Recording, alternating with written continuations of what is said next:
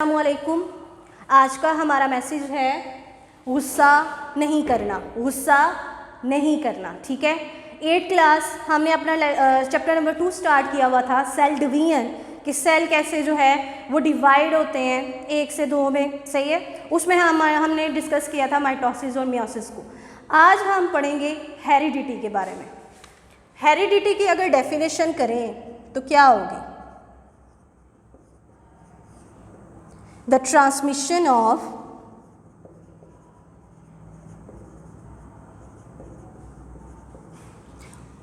characteristics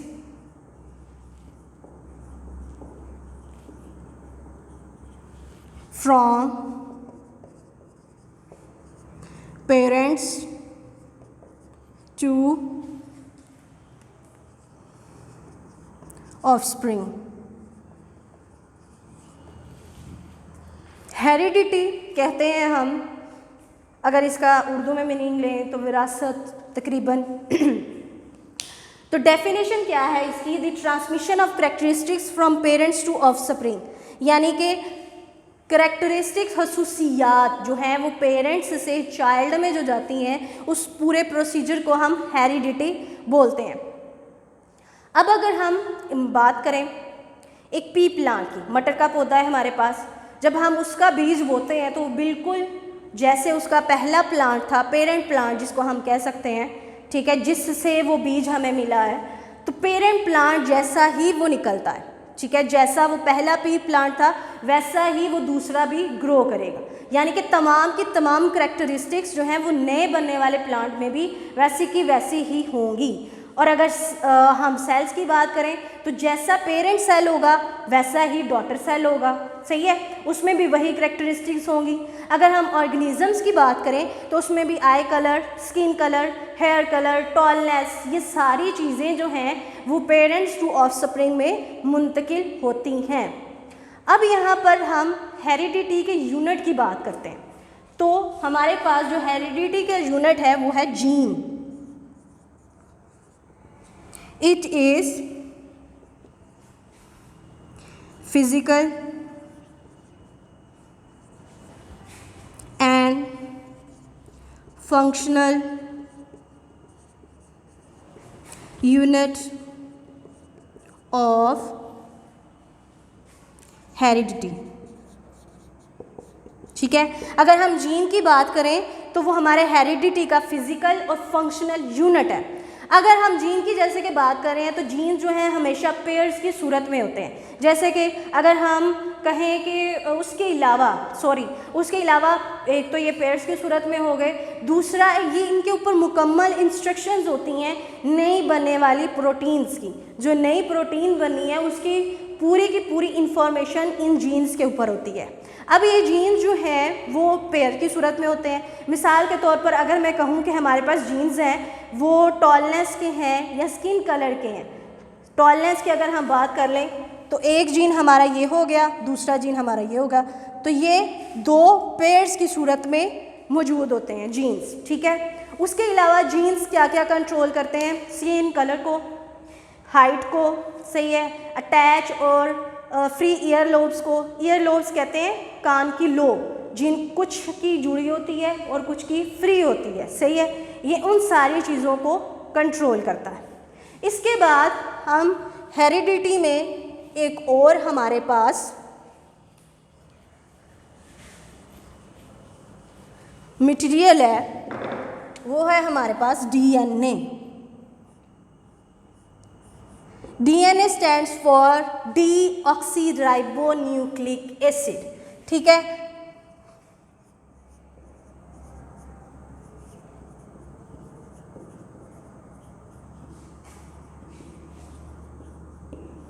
deoxyribonucleic acid, इसको हम क्या करते हैं?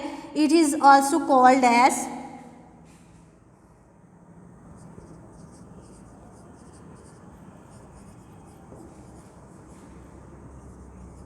Heredity material.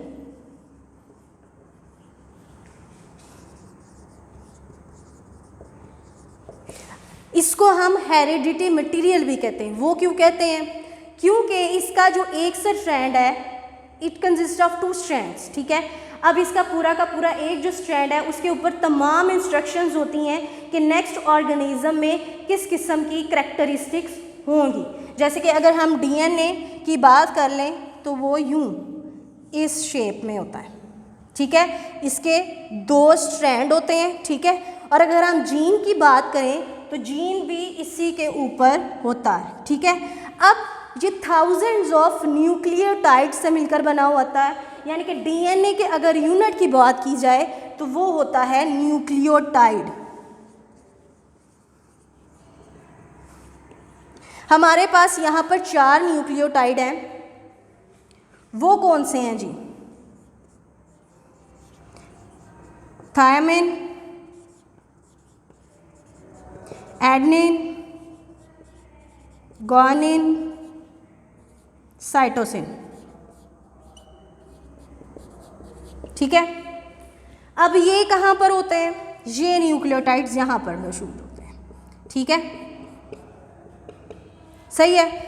यानी कि सबसे पहले हमारे पास डीएनए के 2 स्ट्रैंड हैं, उन स्ट्रैंड्स के ऊपर तमाम इंस्ट्रक्शंस किस फॉर्म में लिखी होती हैं? जीन्स की फॉर्म में लिखी होती हैं कि करैक्टरिस्टिक्स नेक्स्ट ऑर्गेनिज्म की क्या होंगी। उसके बाद ये थाउजेंड्स ऑफ न्यूक्लियोटाइड से बनता है। अगर उन न्यूक्लियोटाइड्स में बात की जाए तो वो 4 न्यूक्लियोटाइड्स होते हैं, थायमिन, एडेनिन, ग्वानिन और साइटोसिन, ठीक है। अब उसमें हम यहाँ पर एक और वाटसन एंड क्रिक मॉडल हमारे पास आता है, उसको थोड़ा सा हम ज़रा डिस्कस कर लेते हैं यहाँ पर।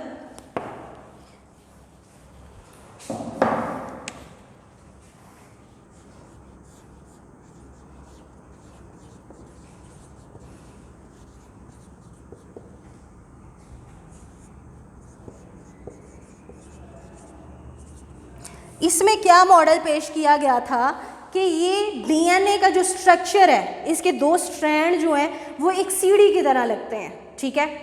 अगर आप इसको आम तौर पर देखें तो अगर हम एक सीढ़ी की भी बात करें तो वो भी यूं ही नहीं होती, यानी कि इनका स्ट्रक्चर कितना मिलता जुलता है। तो वाटसन और क्रिक मॉडल में उन्होंने यही हमें बताया था कि ये एक आप इसको कहें सीढ़ी की तरह जो है वो डीएनए जो है हमें नज़र आ रहा होता है, ठीक है। अब इसके मेन हेरिडिटी में जो मेन एक हमारे पास टॉपिक है, अब हम थोड़ा सा उसको डिस्कस कर लेते हैं, क्रोमोसोम्स।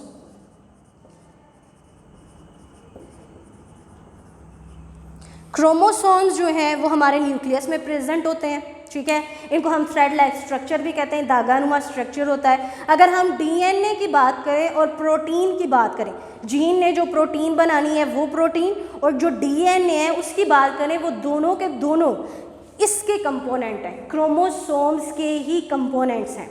अब इसमें क्या होता है, क्रोमोसोम्स जो हैं उसी के ऊपर डीएनए और डीएनए के ऊपर जीन।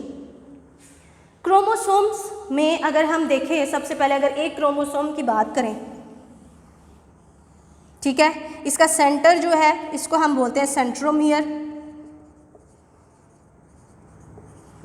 इसके ये जो आर्म्स हैं, ठीक है, इनको हम बोलेंगे क्रोमाटिड्स।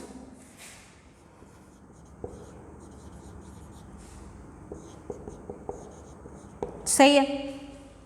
अब अगर हम कहें क्रोमोसोम्स की तादाद के बारे में, तो क्रोमोसोम्स की जो तादाद है वो हर एक ऑर्गेनिज्म में अगर कहें तो वो, या सेल में कहें तो वो मुनासिब मिकदार में होती है, यानी कि फिक्स होती है, उतनी ही रहती है, ना उससे बढ़ती है ना उससे कम होती है। अगर हम अपने सेल्स की बात करें, ह्यूमन बींग्स की बात करें, तो ह्यूमन बींग्स में क्रोमोसोम्स की तादाद 23 पेयर्स मिलकर बनाते हैं 46 क्रोमोसोम्स। तो हमारे अंदर 46 क्रोमोसोम्स होते हैं, ठीक है। अनियन की बात करें, यानी कि प्याज की बात करें, उसमें 16 क्रोमोसोम्स होते हैं, 16। उसके अलावा मंकी में 48, कैट में 30 क्रोमोसोम, यानी कि इनकी तादाद क्रोमोसोम्स की ना तो बढ़ेगी ना ही कम होगी, ये इतनी ही फिक्स ही रहती है हर एक ऑर्गेनिज्म में।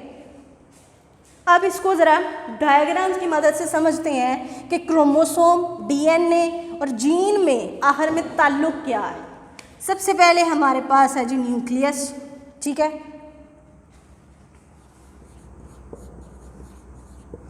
न्यूक्लियस के अंदर हैं जी क्रोमोसोम्स,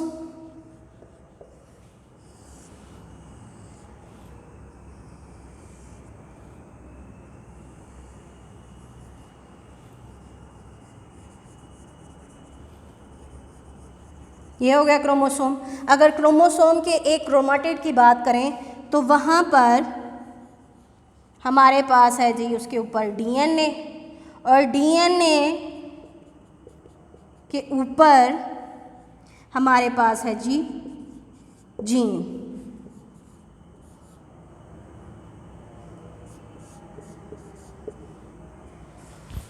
सही हो गया। यानी कि हेरिडिटी में अगर हम सबसे बात करें, हेरिडिटी क्या है? Transmission of characteristics from parents to offspring, यानी कि पेरेंट्स से चाइल्ड में करैक्टरिस्टिक्स जो हैं वो जो मुंतकिल होते हैं उसको हम हेरिडिटी कहते हैं। उसके बाद हमने इसके जीन के बारे में पढ़ा जो कि इसका हेरिडिटी यूनिट है, ठीक है, वो बनाएगा प्रोटीन, और उसके पास होती हैं इंस्ट्रक्शंस कि क्या क्या करैक्टरिस्टिक्स जो हैं वो हो सकती हैं, टॉलनेस के बारे में, हेयर कलर के बारे में, ये सारा कुछ। उसके बाद डीएनए की अगर हम बात करें तो डीएनए का एक स्ट्रैंड पूरी की पूरी इंस्ट्रक्शंस रखता है कि नेक्स्ट ऑर्गेनिज्म में कौन कौन सी करैक्टरिस्टिक्स जो हैं वो हो सकती हैं। अब अगर डीएनए और प्रोटीन की बात करें तो वो दोनों के दोनों किसके ऊपर प्रेजेंट होते हैं? क्रोमोसोम्स के ऊपर। क्रोमोसोम के ये दोनों के दोनों कंपोनेंट्स हैं। और अगर हम क्रोमोसोम की बात करें तो उसकी तादाद फिक्स होती है हर एक ऑर्गेनिज्म में। ठीक है स्टूडेंट्स, आप लोगों ने क्या करना है? डीएनए की डेफिनेशन, जीन, हेरिडिटी, क्रोमोसोम्स, आप लोगों ने इनकी डेफिनेशंस अच्छे से याद करनी है। ठीक है, उसके अलावा वाटसन क्रिक मॉडल जो मैंने थोड़ा सा आपको डिस्कस करके बताया उसको अच्छे से याद रखना है, सही है, और अपने कॉन्सेप्ट्स को क्लियर करना है। ठीक है, अस्सलामु अलैकुम वरहमतुल्लाहि वबरकातुहू।